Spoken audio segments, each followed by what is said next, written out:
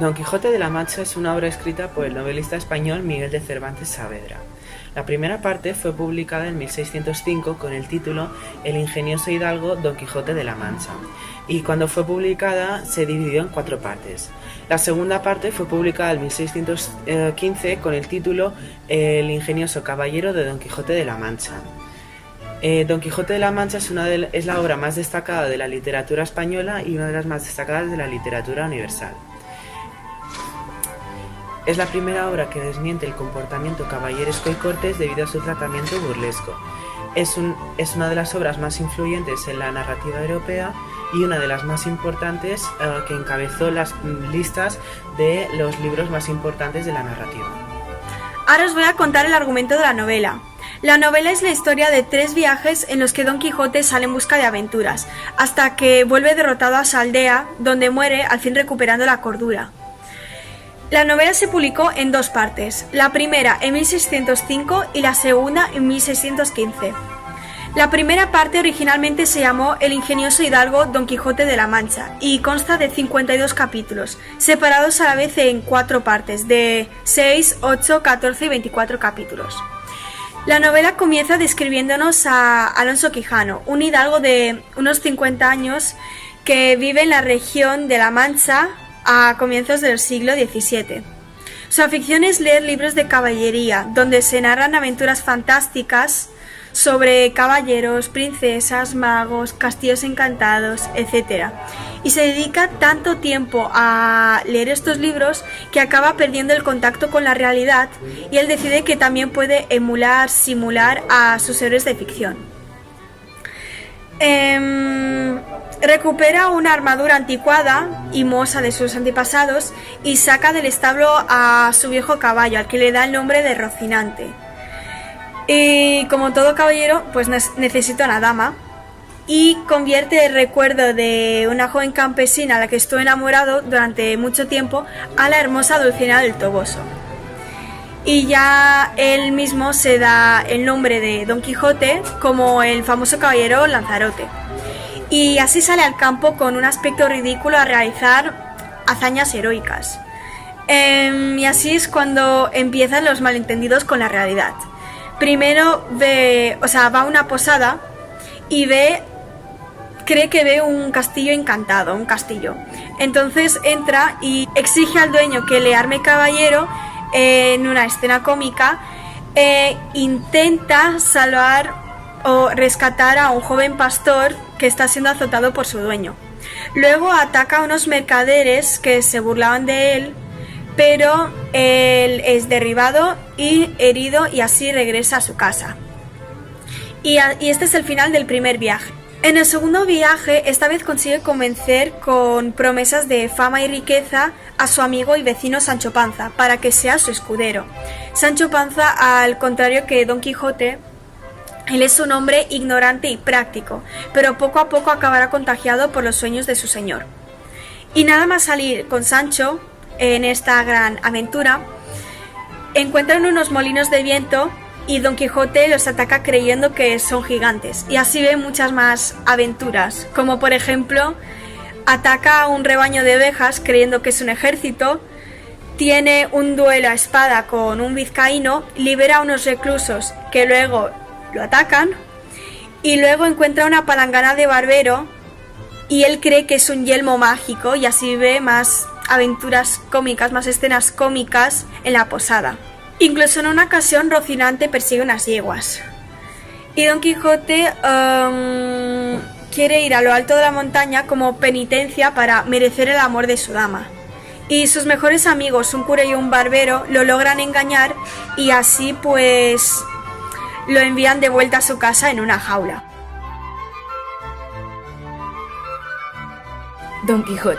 Alfonso Quijano es el nombre de Don Quijote y ya al principio de la obra explica que él mismo quiso ponerse este nombre y este pensamiento le duró 8 días. Más adelante quiso añadir a su nombre el de su patria, así que pasó a llamarse Don Quijote de la Mancha. Su perfil psíquico, más que el de un loco, es el de un visionario que, a pesar de tener alucinaciones, tiene momentos de lucidez en los que dice cosas bastante sensatas. En el fondo, su relativa cordura no es tan diferente a la del resto de los personajes.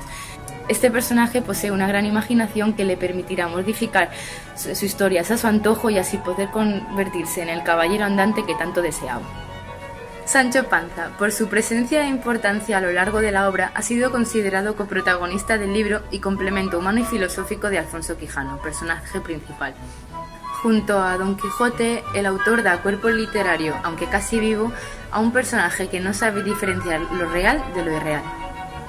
Dulcinea del Toboso, mujer imaginaria y perfecta corporizada en otros personajes. Nunca aparece en persona en la novela, pero se la menciona tantas veces y se la evoca tanto que puede ser considerada como un personaje más. Rocinante es el nombre del caballo de Don Quijote. En muchos sentidos no es solo su caballo, sino también su doble. Como él, es torpe, ha superado su apogeo y está comprometido en una tarea más allá de sus capacidades.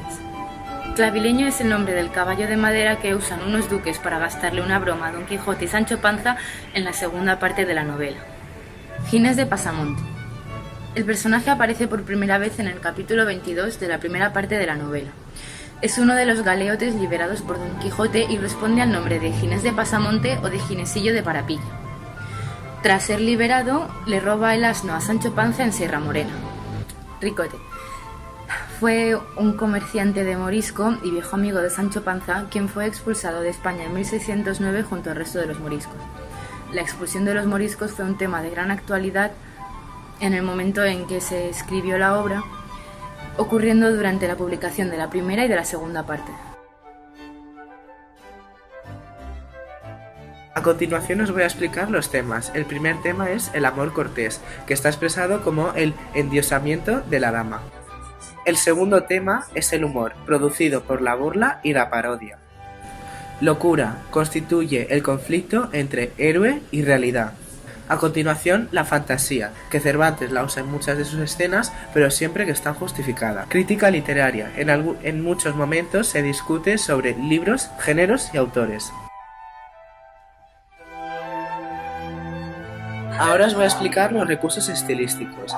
En los recursos estilísticos, el primero que encontramos son las voces de diferentes lenguas, en las que se distinguen palabras de diferentes lenguas, como son las latinas, y también se distinguen expresiones de lenguas como la italiana y algunas palabras y frases de las lenguas árabes. Otro recurso estilístico que encontramos en Don Quijote es la sinonimia, que se usa para usando mediante frases y oraciones definir otro tipo de palabras. Los recursos estilísticos son los diferentes estilos y niveles de habla, en los cuales encontramos por ejemplo, un estilo o nivel más vulgar, característico de la gente del pueblo, y un habla un poco más culta de la nobleza y de reyes. En la obra de Don Quijote también se distinguen diferentes juegos de palabras, en los que se utilizan sinónimos, metáforas y otros tipos de recursos para hacer así más entretenida la obra.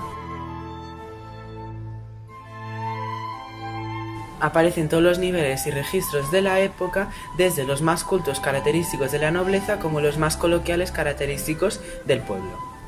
El estilo es sencillo y claro, y donde más se aprecia es entre los diálogos entre Don Quijote y Sancho. Es una novela de humor porque pretende divertir y entretener al lector, así como provocar la risa a aquellos que escuchan.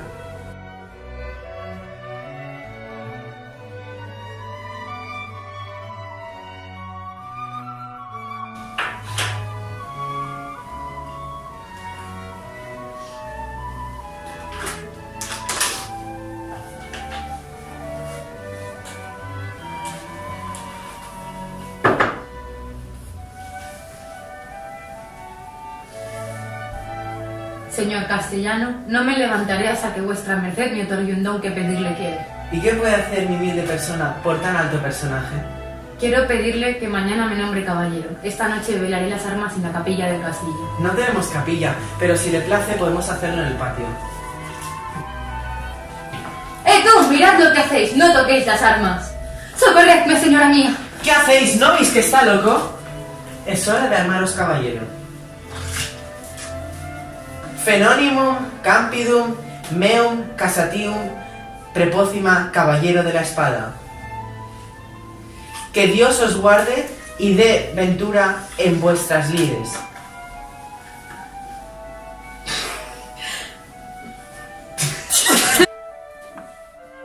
¿Quién interrumpir este relato? ¿Acaso estás tú, Don Quijote?